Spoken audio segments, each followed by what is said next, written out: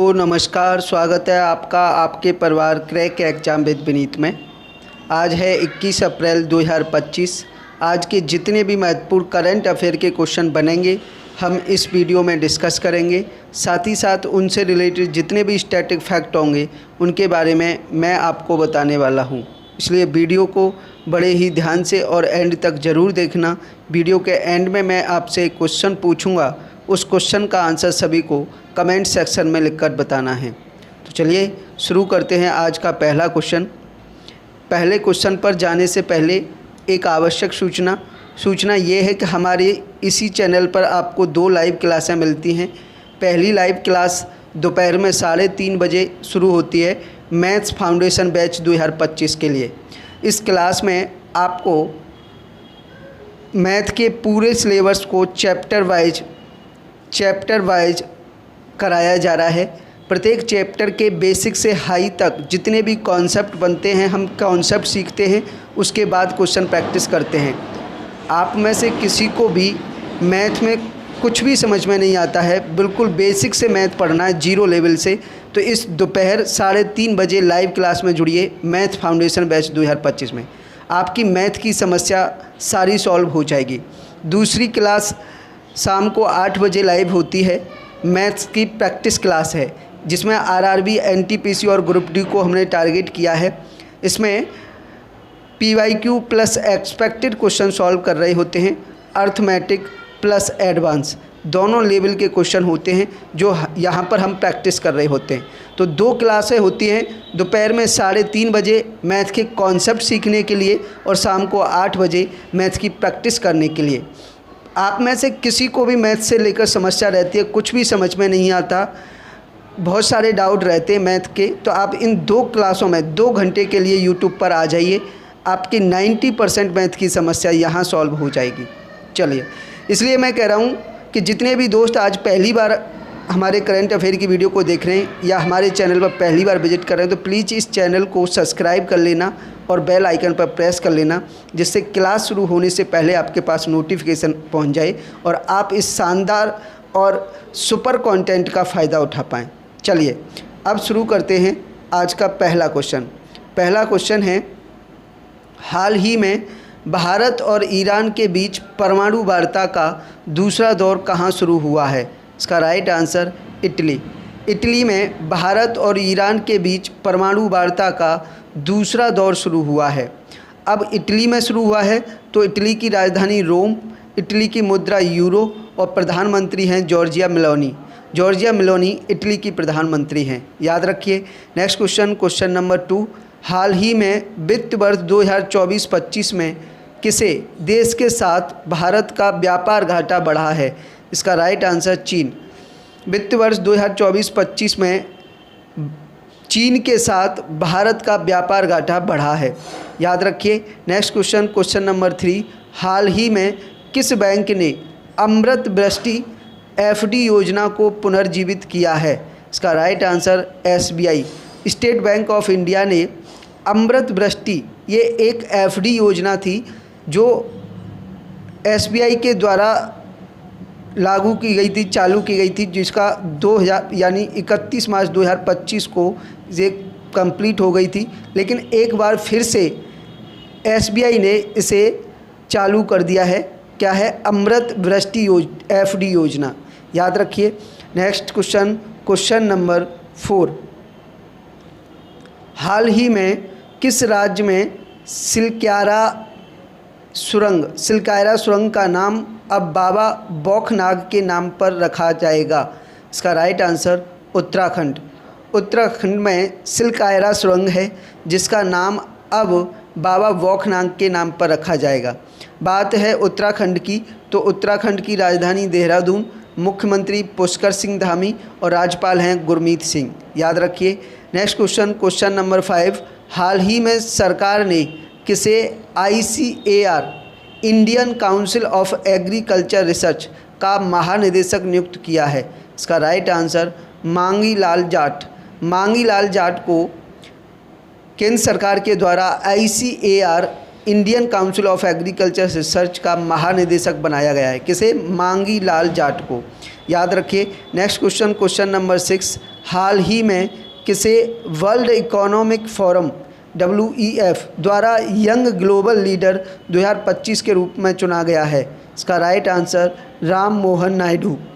मोदी सरकार के सबसे युवा मंत्री राम मोहन नायडू को वर्ल्ड इकोनॉमिक फोरम के द्वारा यंग ग्लोबल लीडर 2025 के रूप में चुना गया है। किसे? राम मोहन नायडू को। याद रखिए। बढ़ते हैं नेक्स्ट क्वेश्चन पर। Question number 7। हाल ही में किस राज्य के मंत्रिमंडल ने SC उपवर्गीकरण अध्यादेश के मसौदे को मंजूरी दी है? इसका राइट आंसर आंध्र प्रदेश। आंध्र प्रदेश के मंत्रिमंडल ने SC उपवर्गीकरण अध्यादेश के मसौदे को मंजूरी दी है।